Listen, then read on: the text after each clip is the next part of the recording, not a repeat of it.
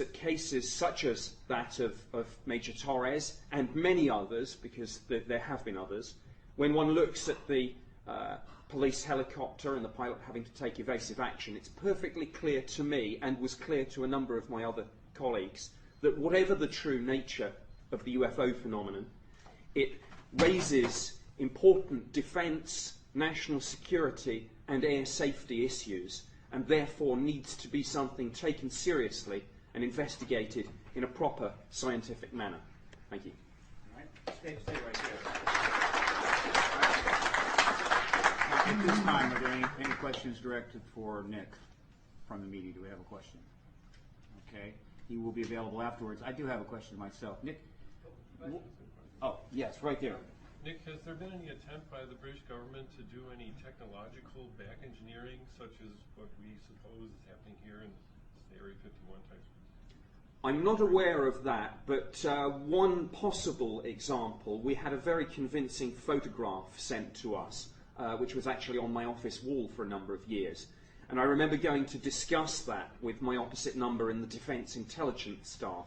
And whilst there was nothing to work with except the image, obviously by looking, by showing that image to the technical specialists at MOD who were responsible for photographic interpretation, there was a hope that we would at least be able to find out something about the aerodynamics and possibly the propulsion system of whatever this thing was, and we didn't know. I have a question. Nick, were there other indications in those files of other incidents where pilots were asked to shoot at UFOs besides Milton Torres?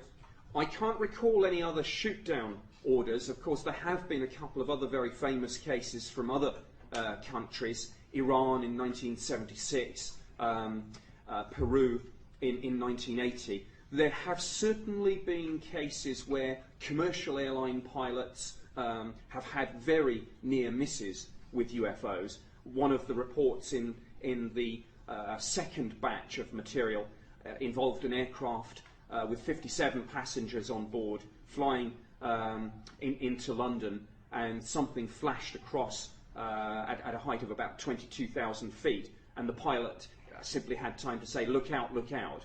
So there are a number of near misses involving military aircraft and commercial pilots. I'm not aware of any other shoot-down orders in the UK, but there may well have been. There may have been some files that I missed during my tour of duty. Okay, another question? Yes? Yes, Mr. Pope, what is your current status with MOD, and are you acting on their official behalf in being here?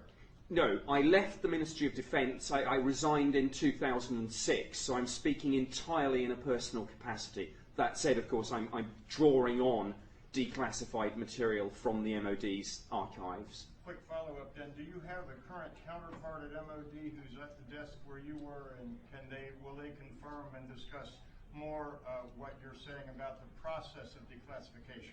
I do have a counterpart who's still there, but any contact with the media would need to be through the MOD's press office. Thank you. Another question? I was wondering, during your time and your tenure at the MOD, did you have any cooperation with the American counterparts regarding this issue?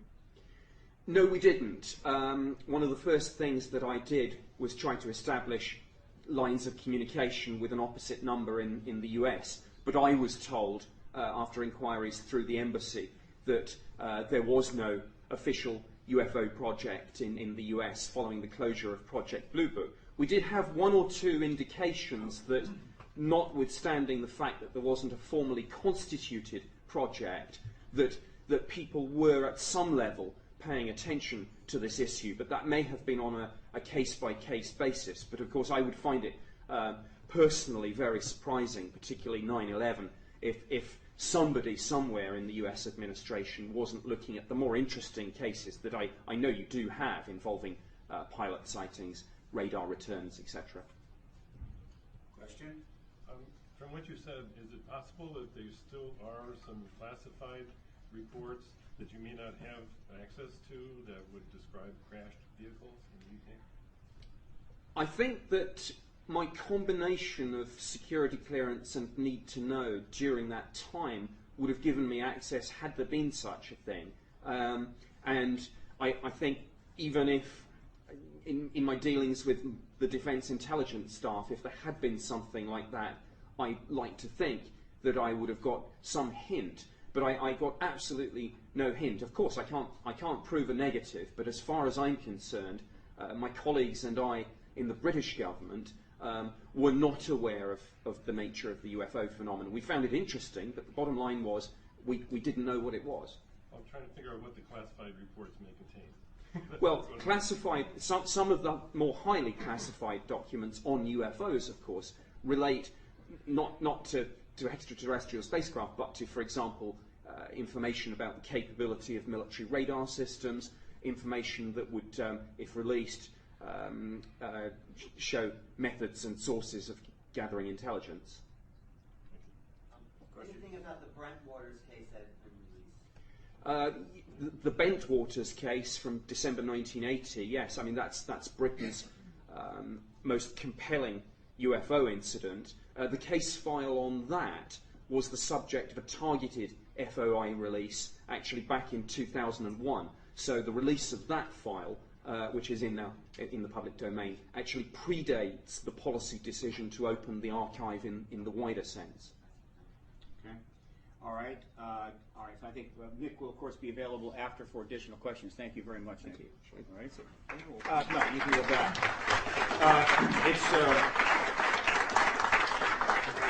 It's clear that the pilot sightings are extremely important, and I want to point out that Richard Haynes was instrumental for many years in compiling the largest database of pilot sightings in the world. At one point it was at 3,500. Lord knows where it is now. He worked for NASA for many years. I believe he's retired. I believe that database is now in the hands of NICAR. It's a group that deals with the issue of this phenomena and aerial safety. Very professional operation. How many they have now, I do not know, but I know that because Dr. Haynes was doing that, many pilots who could not speak anywhere else would come and give them the report, and they might very well be anonymous in that, but they had a place to go and talk. I don't think that Dr. Torres knew that. And so that database is probably, and I feel, very likely the single most profound collection of data confirming the presence of extraterrestrials, because these reports simply do not describe human-based craft in the collective. But the press has been very reluctant to really go and look at that. But it's there, it's been there for many years. You may want to do that. All right, now I want to bring to the stand a gentleman who is, again, one of the speakers at the X conference, who has a new book coming out and wants to mention that, Richard Dolan.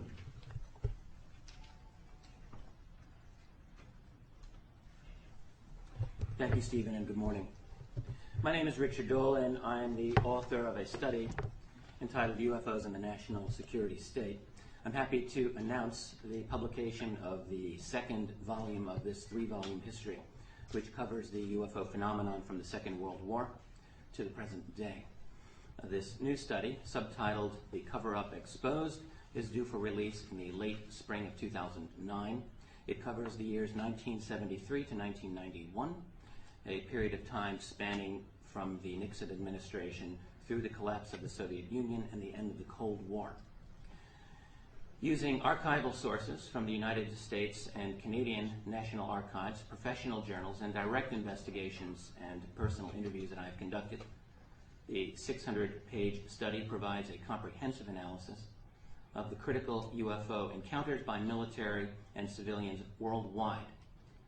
These encounters, all thoroughly documented and equally baffling, repeatedly demonstrate that the UFO phenomenon has been a global one and the result of highly advanced technology that has received no official recognition.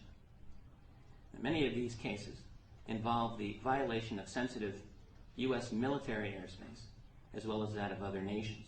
Some of these include the unexplained intrusions over American and Canadian air bases in late 1975, the spectacular interception attempts of a UFO over Tehran in Iran in 1976, an event tracked by American defense satellites, incidentally, the landing of an unknown object near 2 American-operated air bases in Britain in